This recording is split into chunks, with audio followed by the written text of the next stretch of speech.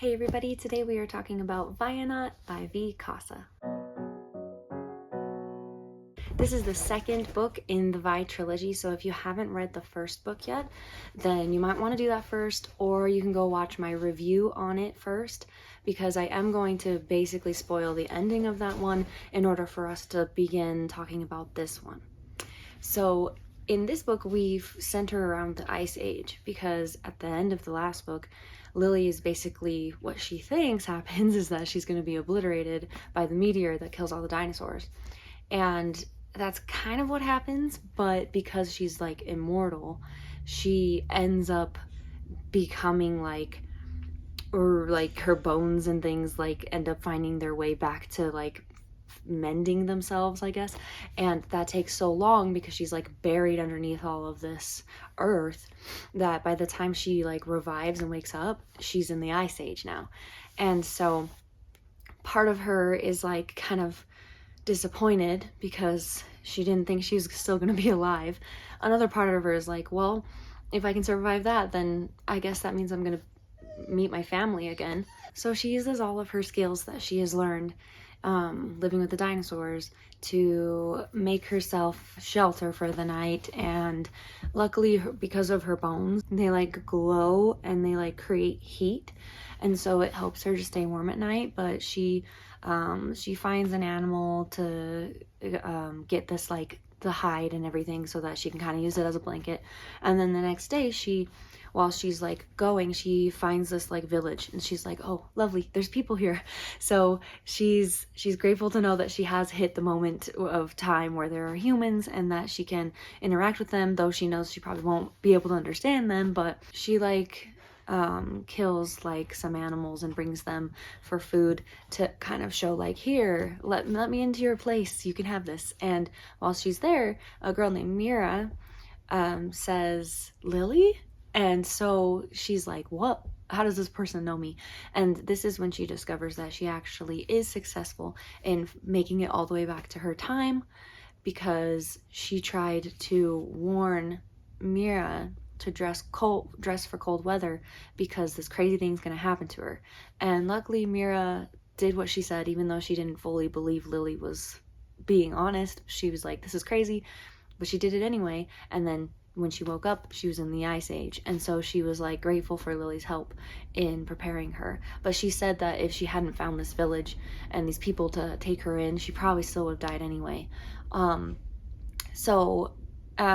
we get to have a lot more dialogue in this book, because she's talking with the tribe, she's trying to understand their language, she's growing with them, and I really like that part of the book. But it was very short-lived because, you know, when we have a story about a person who can live forever, time goes kind of fast, and it doesn't necessarily feel slow for them, because like Lily she's kind of used to being alive for so long that like a couple of years doesn't feel very long for her anymore. But time goes by and some things happen. Lily was basically promising Mira that she'll be able to have her go back to her timeline so she can go back. And so she explained what happened to her, about how she became immortal and all that stuff, but she doesn't know how it works, so she doesn't know if it's going to happen to Mira or not. So she says, like, don't do that. Just don't do what I did. Like, it's terrible living forever. Just go back to your time if you can and switch places with a person to take your place here, and because it'll be okay.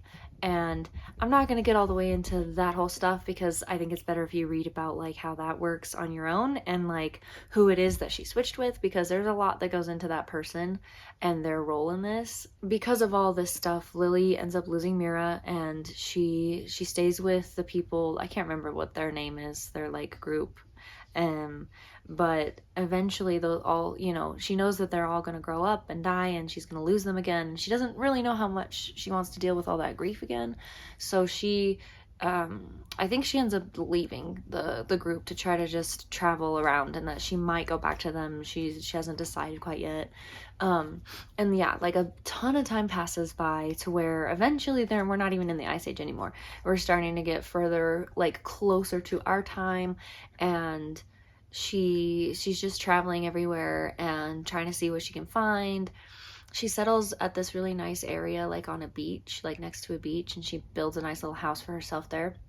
This is like years later, and there's this other person that Mira told her about that she also needs to try to find and talk to, and his name's Quan. And this is where she ends up finding Quan, and they meet, and she kind of learns a little bit about their meeting by Quan saying like what he thought of her from the future and all this stuff and things that she needs to know so that she can say it in the future to him before he like knows her and all that stuff, because you know, time and like time traveling, kind of. It's very light on the time traveling in here because most of it is just, you know, her going through the time in order now, but having these other characters in it makes it a little bit more interesting for sure. Something else that I think was nice was being able to see how she adapts to all these different things and how she interacts with people, and how her experience of being alive for so long has changed the way she kind of sees certain things and the importance of certain things. And yeah, I liked how her character grew a lot because of all this, so that she doesn't even feel like she belongs in like the human race anymore. She's like, she just doesn't really feel like these things that usually would be really hard for her aren't hard anymore, and so she feels kind of out of place. And yeah, trying to like be like she used to be, but like a better version of that with Quan. I don't know, I thought it was interesting. Yeah, there's so much that happens in this book, because after that so much time passes again, and things happen that there were a lot of things that happened that I was hoping certain things would or would not happen. And a couple things that surprised me, first of all, is I did not think, because there's another book, this is a trilogy, so there's another book, and I did not think that she was going to make it back to her timeline in this book. I thought that it would take to like the third book for her to, but no, she actually makes it back to 2028 in this book. And I just thought that was like interesting, because we were like going so fast. I kind of wish we'd stayed in the Ice Age a little longer, but then again, what more could she have accomplished if we stayed there? There'd have to be more like, you know, crisis type things to like keep her there, to help have her like have to, like, I don't know, like an animal attack, or like, you know, something like, I don't even know. So that's probably why we just moved on from it. But I kind of thought there was going to be, like the first book, we were in the Cretaceous period the whole time. So I thought this was going to be in the Ice Age like the whole time. But it wasn't. So it does go pretty quickly to get us back to the current timeline. And then it goes even a little bit past, like into like the future, which is now, you know, Lily's experiencing it all for the first time now. So she's in like territory that's kind of like, you know, it's uncharted territory. So she doesn't really know what to do. And I can't really tell you much more about like what she does in the future without spoiling some things that happened in the past.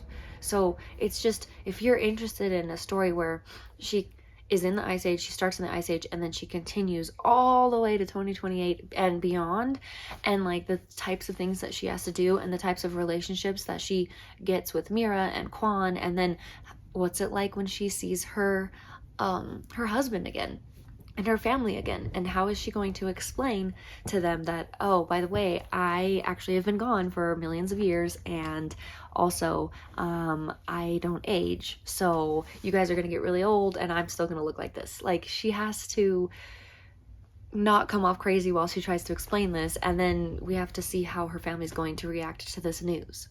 I liked all of that, really. I don't have any major things that bothered me. Again, it's very fast paced in terms of like the years passing by. It goes by really quickly so that we can get back to 2028. So there are some moments that I kind of wish had lingered longer before she moved on to the next area of the world and to the next like time. But again, when you're dealing with such a long amount of time, I guess you have to pick which things are the most important to like dwell on before skipping a bunch of years, because if you don't skip a bunch of years, you're not gonna get to the point you want to by the end. My prediction for the next final book of the trilogy is that she's going to finally meet the people that created her to be immortal, and that she's gonna finally get answers of why she was chosen. and what the point of making her live forever, like why did they even do that? What was the point of that? Like, I think we're gonna get all those answers. If not, it's gonna be disappointing, because it's like, why? Why did this happen to her? We never get to find out. So I really hope that we will get that, and that she'll actually get to communicate with whoever these beings are that did this to her. And because we still don't get any more of her like interacting with these people that did this to her in the first book, and I thought we were going to get a little more of that, and then the last one would be where we get it again, plus her meeting her family again, and then maybe the people like let her die or something.